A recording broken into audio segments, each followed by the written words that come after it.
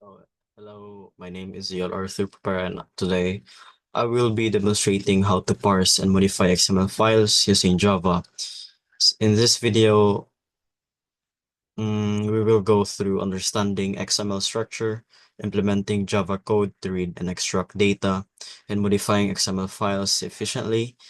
And let's proceed. So I am given a task to parse XML parsing in Java. So, ang objective pala is understand XML structure and its usage, read and parse an XML in Java, and extract and modify data from an XML document. And materials needed is Java installed or JDK or later, an IDE, which I'm going to use VS Code, then a sample file kaya ang students.xml. So first, kay magbuhat ta dapat og folder kung asa nakalocate ang atoang files. So kanin, nagbuhat kong folder nga lab and I am going to put a file in it which names is students.xml. There you go. And after that, magbuhat ta ang, wait, before ta magkuhan sa Java, i-understand sa nato ang XML structure. Ang XML di or ang extensible markup language kay is used to store and transport data. Diri not XML file that is called students.xml. Kani siya naga-contain siya og records of students, which is kanang root element niya is students. Then each students kay naga-contain siya og 4 sub-elements, which are ID, name, course, and email. As you can see na diri students.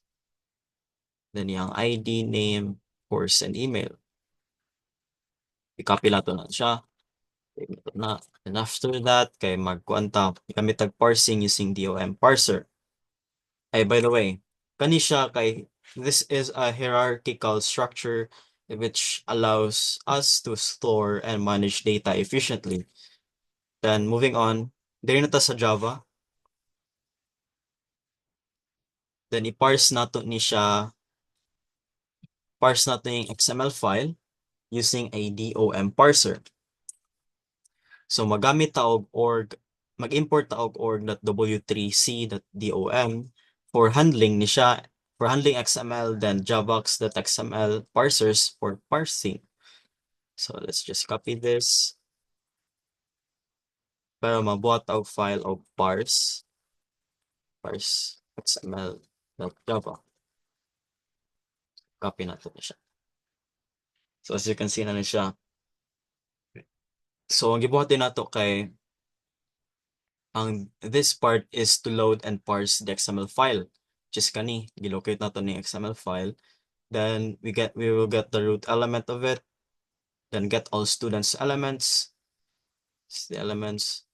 Then gagawa tayo ng for loop as demonstrated here. Then we will run this as it states na we're going to save the file. Then we will open a terminal or command prompt. Then we will navigate the folder where our Java file is being saved. So the thing to do here is mag-open lang tag folder kung asa na to gisave ang files, which is kani, projects, then kani, just click that, then go command prompt. And after that, we will compile and run the program. So you run this, okay na siya, then proceed to Java parse XML. And after that, that's the output, the exact output that was expected. So ID1 is John The course of John is computer science, and the email is johndoeexample.com. And the ID number 2, which is Jane Smith, iyang course kay IT, then iyang email janesmithexample.com. Then the next thing we're going to do is to modify it. So mag-add ta og new students. So ang i-add na to nga new students kay mag-add ta og ID number 3, and i-add na to na si Michael Brown. Yang course kay software engineer, yang email kay michael@example.com. So, i-copy lang nato ni and i-modify na to ang parse XML.java. This one. Mm.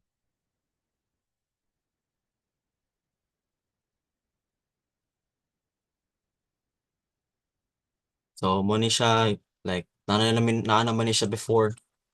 Naranan na siya before. Ang atong gibuhat na, since nakasave naman to siya, ang atong buhaton lang kay mag-create tag new student element, which is new student, then katong mga elements sa bagong student. Yang ID number 3, yang name kay si Michael Brown, yang course kay software engineer, and yung email kay michael@example.com. After that, i-append na to ang new elements to student. Then, i-add na to ni siya sa root. So, murag, i-add na to dito. Then, save changes to the XML file. So, if i-try na po niya to ni siya kuan, try na to ni run. Java parse.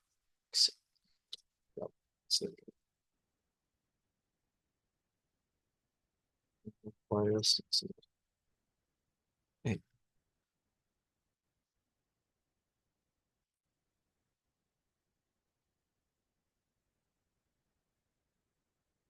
New student added and saved to student updated XML. After na to kuan command prompt kay nag-save nag-print ni siya and nag-save na siya, which is kani, which is ang updated one is kana siya.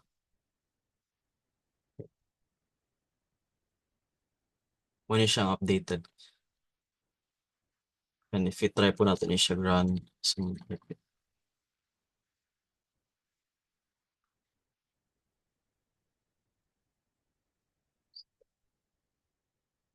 this is the updated one.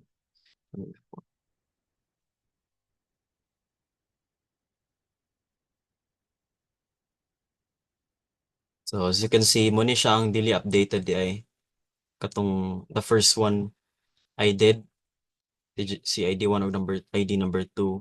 Then the next one muna siyang updated as it's stated na new student added and saved to students updated.xml. Muna ni siya. Nanaan na si Michael Brown or ID number 3. So, ingato lang siya. And to summarize it all, the first thing we do is we created and understood the XML file structure. Just kani. Then we wrote Java code to parse. I pasted a Java code to parse and extract students detail. Then after ana kay I modified XML by adding new students and saving the updated file.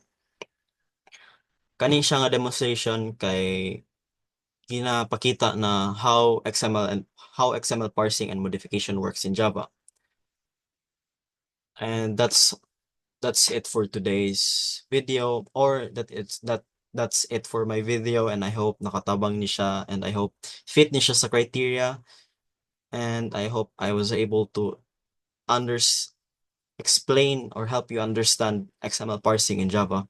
If na may question, feel free to ask Sir Clint, not me, kaya I'm not pro in that.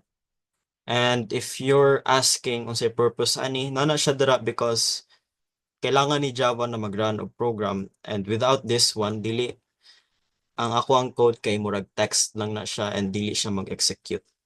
So, automatic na siya na dira murag automatic na siya mag-compile. And I think that's all for my video. Thank you so much.